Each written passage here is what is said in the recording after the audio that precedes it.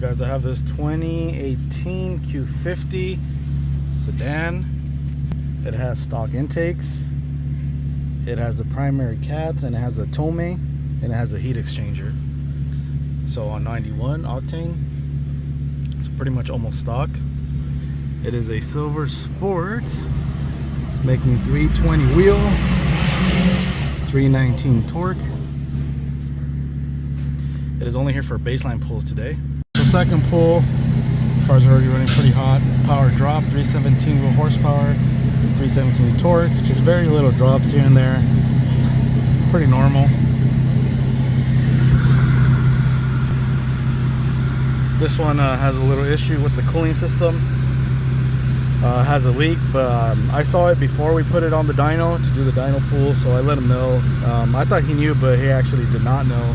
So now he's going to talk to George here to see how much it is to swap out the part. Luckily, it's just on the top. It's the little motor, but he's going to have to fix that before the tune.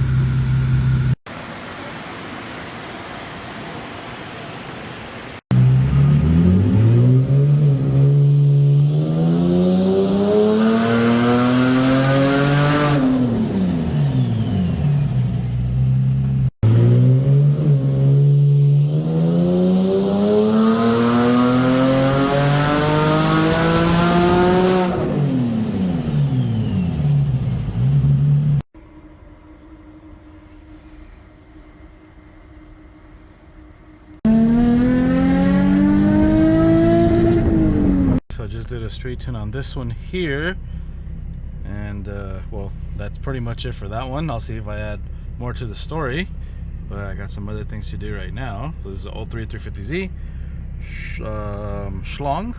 No, it has a engine cold air intake, I believe a blocks 5/16 spacer, has catalytic converters, and it has a tome. This one moves really good, to be honest. I'm very surprised, but I can tell it still burns oil.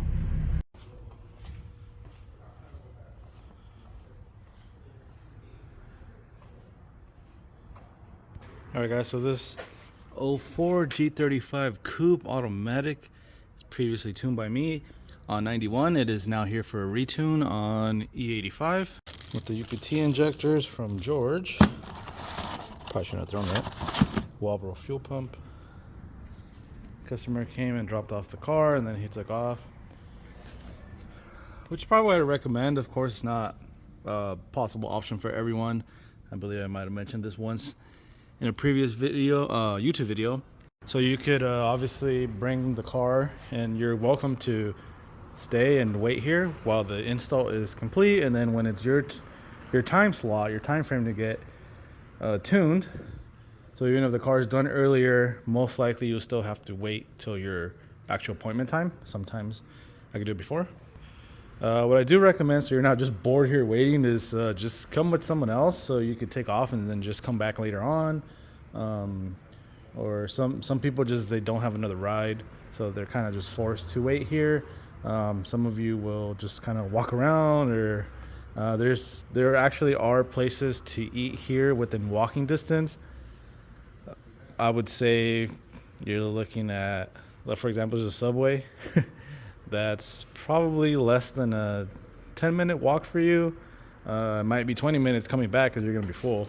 And there's a liquor store literally right here in the corner. So most of you guys that end up staying here, you actually just go to the liquor store, because that's like a 15-second jog to the liquor store.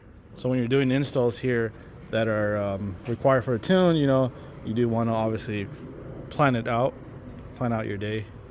Of course, most people that come from obviously hours away, then those are the ones that usually they just have to stay here. Sometimes you guys will come in 2 cars, like you'll bring a friend, and you guys will go out into the area because maybe you've never been here. There's a mall. There's 2 malls right here. There's the outdoor mall in Victoria Gardens, and then there's the indoor mall, which is Ontario Mills.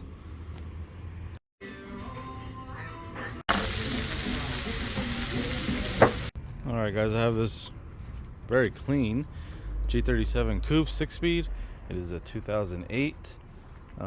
He dropped it off yesterday because today's his tune date, but he has a family trip somewhere, So obviously he wouldn't be able to make it, so he didn't want to cancel his appointment. So obviously you could drop it off the day before, or you could have a family member bring it in, or a friend on the day of the tune. So you do have your options. You don't have to be here on the day of the tune, just the car does. You could, have it towed for whatever reason, if you can't make it here. So however you can get the car to be here. And if you want to avoid some issues, for example, tow trucks, they try to get to you obviously as soon as they can, but sometimes it just doesn't work out. So for example, if your appointment is at 1 p.m., then you just want to tell the tow truck company to bring the car here like at 12 or 11:30. So obviously they don't need to know exactly what's going on. It has nothing to do with them. They're just there to pick up the car. You're just there to tell them it's going to shop. So you probably want to tell them to bring it earlier than you expected, or you can even bring it the day before.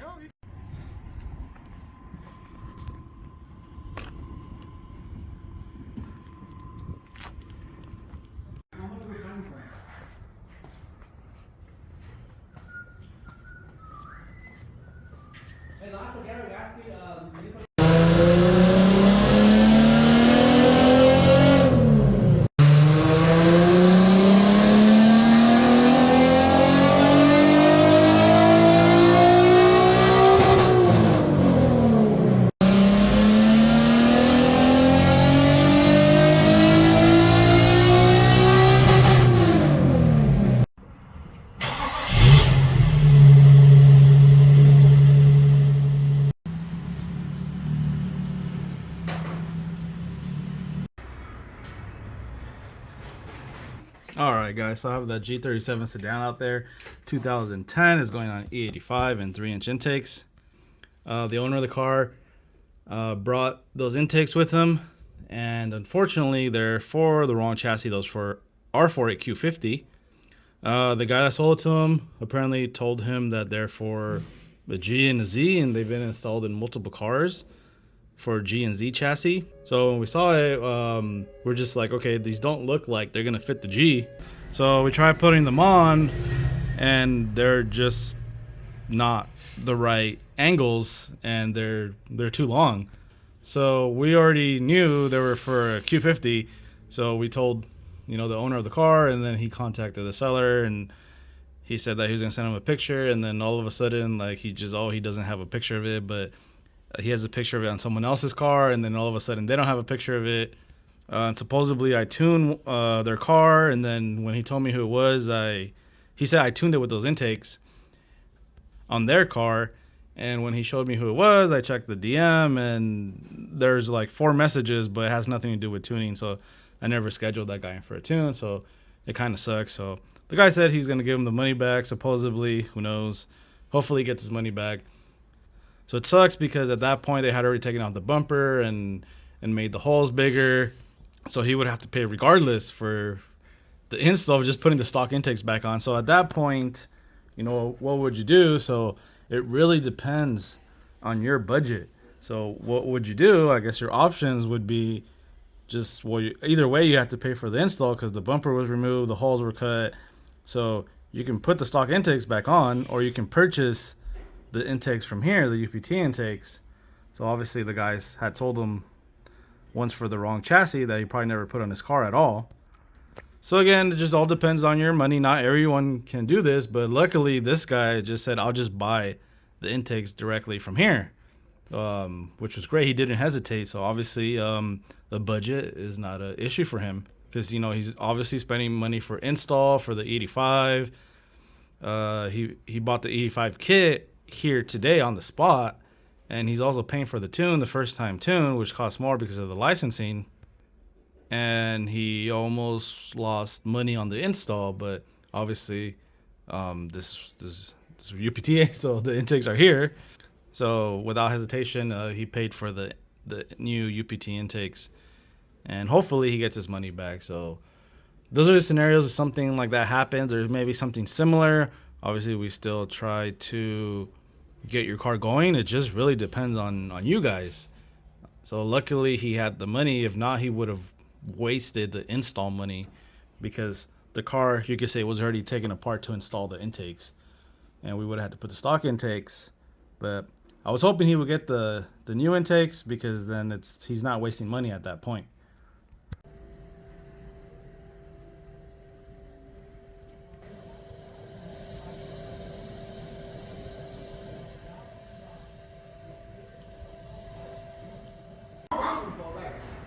And then the next day, that fucking coming away from road rash.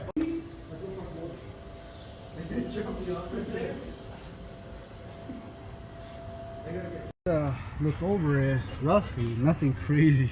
So this is something crazy I just saw right now. You guys won't be able to see it. Okay, so fuck, I'm trying to figure out a way to show you guys without removing anything. Okay, remember this hose right here? This is the coolant line for the throttle body. Whoever installed this thing put a evap line to that. There's a coolant running through it. That's fucking crazy. Guys, I have this 08 G37. It is currently tuned on uprev. This car was tuned on uprev by another tuner. I've already retuned a few of his tunes, and turns out most of them are friends of each other, so they're all having problems. I would say it's been 3 or 4 of them that I retuned already, and I have another one this Friday, so today is Wednesday, and then another of this guy's tunes that I'm going to retune on Friday, this Friday, so in 2 days. Sometimes I wish I could see the file, so I could see like where they're messing up. Maybe I could help them out or something, but I don't know. I mean, I don't even know the guy's name, to be honest. They do. But anyways, so today he's switching over to Ecutek. So we do have another ECU, because this is a 08, and this one is a 6-speed. So this one, you just put another VHR, 09 and up ECU, and then you can tune it on Ecutek. If it's automatic, you do the same, but the car's going to go into limp mode once you start driving or you go full throttle. Any of those cases, basically once you start giving it gas, anywhere from 1 minute to 5-10 minutes, the car will go into limp mode. And that again is, of course, if the car is a 5-speed automatic VHR. So that would be the 08 G37 Coupe 5-speed. That one, I'm the only one in the whole world that has been able to figure out how to run Ecutek on the 08 G37 5-speed automatic. I already have 2 of them out there. I only filmed 1 of them. I didn't get a chance to film the second one because I was too busy that day. This one, obviously, it doesn't count because it's not automatic. The one on Friday is automatic, and he's very excited because he's going to be the 3rd one, and in the whole world on Ecutek, it's a big deal and not a big deal. So I already had some tuners ask me how I did it, but they want to know for free. It's like, I'm not going to tell you for free. Like, you've never even talked to me before, and you guys probably like talk bad about me, and you just want to know how I did it. Then you have other tuners saying that no, it's impossible, but I literally have a whole video on it. And then even Ecutek congratulated me for that through email, for being able to figure that out. So yeah, very nice for me. So I finished the tune G37 Coupe. It's in there. That one only made 277 wheel horsepower, which is obviously not right. Should have made a minimum 300 on our dyno. So he's missing about anywhere from 20 to 30 wheel horsepower. So I already gave him the bad news. And what I didn't know is that's not even the original motor. That's his 3rd motor. That's his 3rd motor, and all the other ones blew. So he told me as soon as he got the car tuned, he had problems, and motor blew. So I didn't know this was his 3rd motor. So now he needs another motor. So he's gonna get one here from George, hopefully in a month or 2. And then after that, we're gonna have to retune it again because it's a totally different motor. He might shoot for a newer motor, hopefully 2020 or something, 2017. But yeah, that sucks, man. I didn't know that he went through 3 motors. I told him, I was like, hey, whatever, blah, blah, blah. Like, these numbers are pretty low. There's there's obviously something wrong somewhere. You know, all his sensors are working good, the spark plugs were new, the fuel was fresh. And then that's when he told me, he's like, damn, like that was his third motor and he needs another one. So that kind of stuff. He told me that guy's still tuning other people's cars and they're having problems still. So that's not good. But anyways, at least he's pretty happy that at least he has a tuner that knows what he's doing. Supposedly I know what I'm doing. I don't know, I probably don't know what I'm doing, but the car is definitely gonna feel better than before. But that just really sucks. Like, I can't imagine going through 3 motors and this is like your tuner blew your motor 3 times and you still stayed with him. But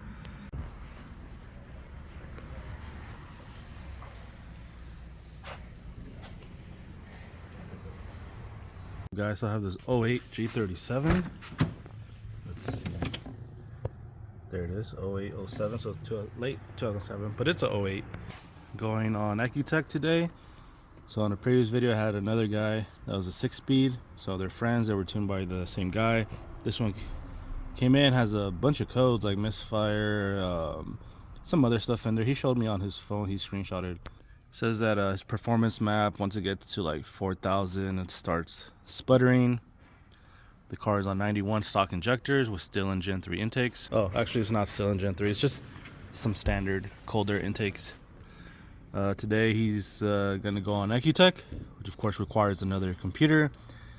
But as you guys know, I'm the only one in the world, I guess, that knows how to make it work. So 08 5-speed, if you try to go on Ecutek, most people do is they'll grab another computer, another VHR computer, and they'll install it. And then they'll go ahead and try to tune it or do a pull or whatever, start cruising, and depending what you're doing, the car will go into limp mode anywhere from 30 seconds to less than 5 minutes. You give it full throttle and the car barely wants to move. So I'm the only one that's figured out how to go around it. And I already have 2 cars out there on Ecutek, 2 5-speeds, G37s, and this is the 3rd one. So this car is currently tuned on uprev, so we're gonna go ahead and delete that tune as well. Even though we're using another computer, he wants me to delete that tune so he could have his stock ECU in case for some reason he wants to sell the car. He could have the original ECU on here so everything could be legit. So what I'm gonna do right now is I'm gonna go ahead and modify the other ECU so Ecutek can work on it.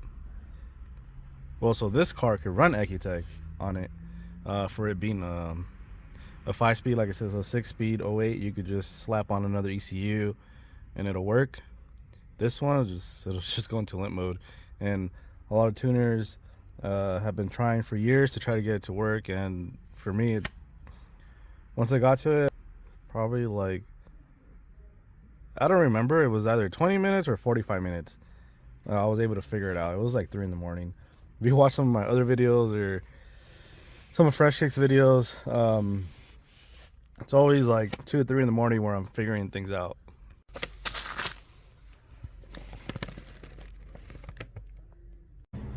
Welcome back to Saul's YouTube channel, where you can subscribe and follow the builds and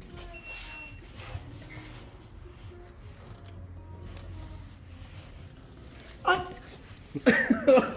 what the? Who put these Harry Potters here? Oh God, guys! And before I leave today, Friday the 22nd. Yeah, it's the 22nd. I have a key reprogram for a customer. He bought a car and it only came with 1 key, so he brought his own key, additional key, and wants me to program it for him.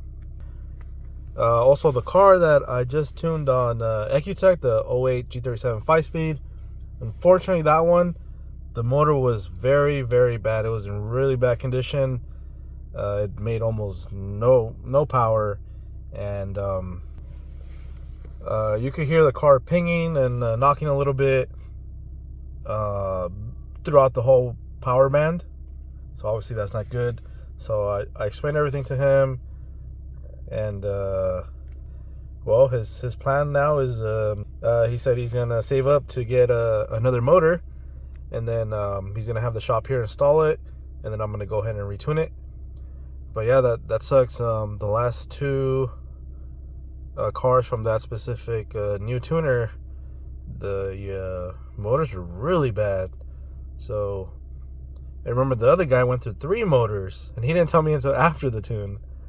So, and now there's this one, and yeah, so that sucks for him. So that's it for this video here, guys.